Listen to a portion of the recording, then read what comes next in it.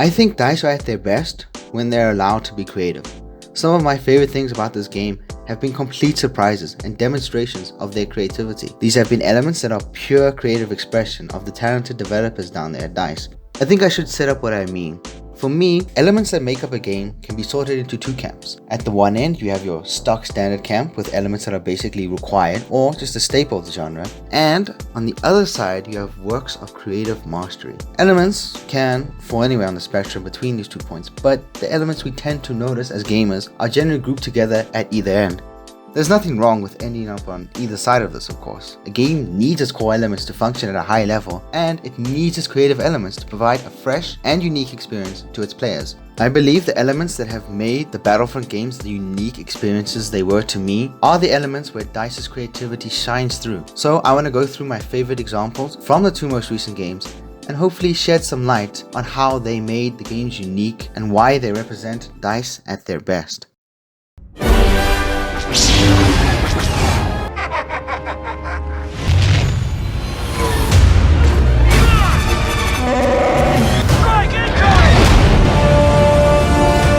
Let's start with Battlefront 2015. It was a bold move for DICE to buck the expectations of their player base when releasing their first content pack tied to their controversial season pass. Expectations were 2 heroes, some weapons, some skins, and maps to play the most popular game modes on. DICE shocked everyone by revealing that half or around half of the community only played the smaller game modes and not the bigger flagship modes of the game. So in their first act of creativity, they managed to carve out a mid-sized game mode that was incredibly fun. The maps were designed specifically for the new extraction game mode, crafted around the path the barge would go. New, unique heroes that the community would come to adore were introduced. Mechanics were reworked, like allowing multiple heroes, and new elements that would come to define a portion of the meta were created. That being the Adrenaline Stim card, which introduced a player-controlled health regen aspect, which became a huge part of the game moving forward. Hashtag back to bomb forever. I hadn't yet purchased the season pass on the day of the Outer Rim livestream. I wanted to see if the season pass would be worth the money. I wanted to see if quality content was coming. And after seeing just how boldly, but mainly unique and fresh their planned content was, I was sold. Purchased it the next day. Creating traits for DLC heroes that matched their personalities was dope. It helped change up how heroes were played, and in the beginning, separating them from the vanilla counterparts. They were so good that eventually the vanilla heroes themselves were given them. Yeah, traits were already in the game as star cards, but you could mix and match them on infantry to suit your playstyle. That wouldn't be an option on heroes. So DICE deciding to base them off the characters' personalities and having them work really well in game was brilliant. Compared to other vanilla modes, Walker Assault was unique. The layered objectives and the setup of the maps offered the most interesting aspect of the game. It made you feel like a soldier with a real role to play in much bigger battles compared to other game modes, which were variations of just capture the point, capture the flag, or team deathmatch. The introduction of Sabotage in the Bestman DLC itself introduced the concept of different phases, where the objective would change into something significantly different. This obviously made its way into the sequel with Galactic Assault and can seem benign now, but really helped introduce the concept of having to plan out how you were going to approach every battle, especially if you had gotten a hero. The best part is that you went from attacking to defending as the Rebels and vice versa as the Empire. It really switched up the dynamic of the match. Damn, it was so creative. Even GA doesn't have a map with such a dynamic. The addition of the A180 in the Scarif DLC showed us that DICE were not scared to alter core systems by replacing your star cards every time you equip the weapon. Making the weapon a 3-in-1 was also pretty cool. Let me just list a few unique and dope abilities and traits that were present throughout this game's lifecycle. 9-Up. Having his turret being linked to his trait and having his proximity bombs being switched out for an orbital strike on the larger game modes. Lando. His sneaky shock trap and ability disruption. Dengar. Basically everything DICE did to turn this paper bounty hunter into a hero that's still being requested to this day. Man, those mini bombs were fun. Busk. Having health regen, which the other heroes could not do, and introducing a no cooldown ability with Predator instincts. Jin. Her truncheon surge and how it worked mechanically. Krennic. His little astromech armor breaker ability, and the DT-29 overall. Hi players, this is John Boyega, and this is Star Wars Battlefront 2.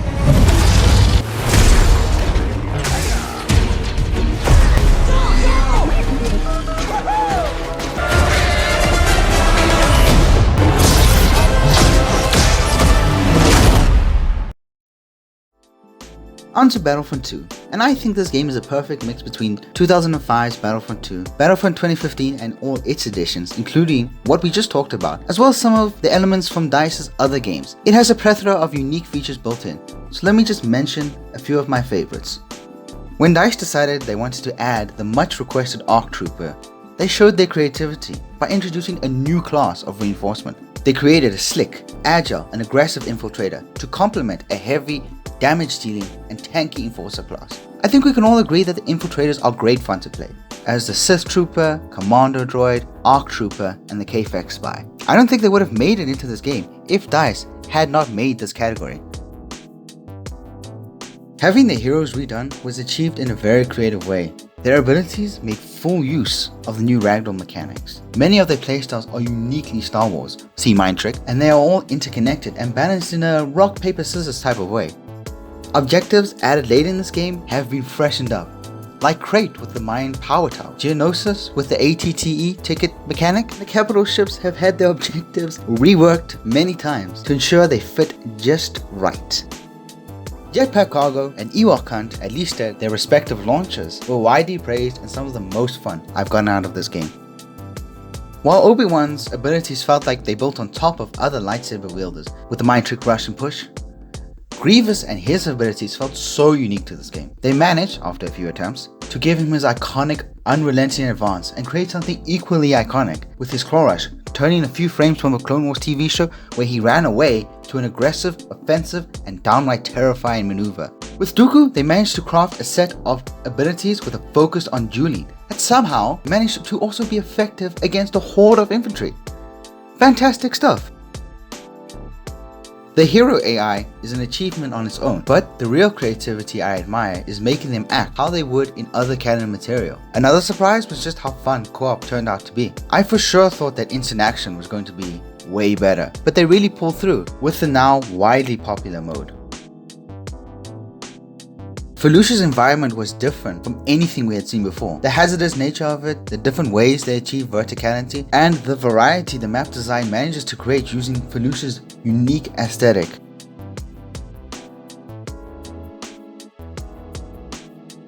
Finally, I'm sure everybody is aware of just how unique and creative bringing out purely support heroes are, let alone making them droids. But that is exactly what DICE managed to achieve with the release of BB-8 and BB-9E. These are all the features I'm sure wouldn't have made it into their respective games if DICE didn't just focus on their own process.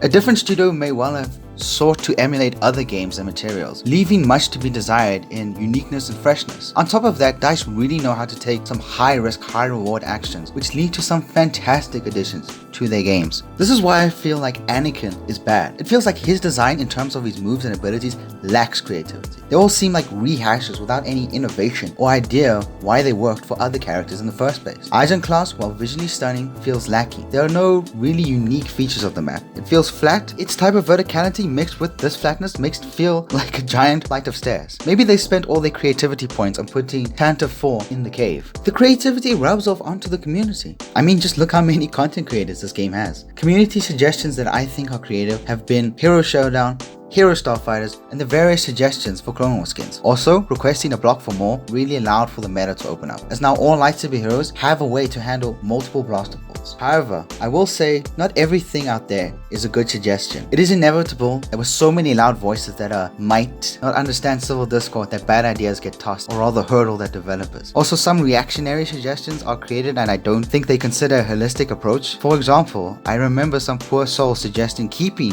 the loot boxes but making them cheaper, replacing the duplicate credits with crafting parts. I think we can agree that DICE's more traditional approach was a better solution. Also, a suggestion that kind of irks me is that of a generic Jedi, because the generic nature of it is extremely limiting in creativity, and it's just the same concept as the 2005 game. Harkening back to Battlefront 2 in terms of all the heroes they had, we see they all had variations on around the same 4 or 5 basic abilities like force, pull, push, etc. But the reason for that was because a hero was locked to one specific map, therefore it would have been pointless to spend long amounts of time making them unique if they were only going to be played sparingly. Some of the less appreciated star cards are extremely creative and fun, like the Flash Pistol, Officer Diffuser, and the Repulsor Cannon. DICE really are at their best when they're their own brand of creative. And if I could have one request, it would be to channel some of that creativity into vehicle mechanics, similar to the Battlefield games. That would be pretty cool. So hopefully I've done some justice showing DICE's creativity, and I can only hope they continue happily on into the future.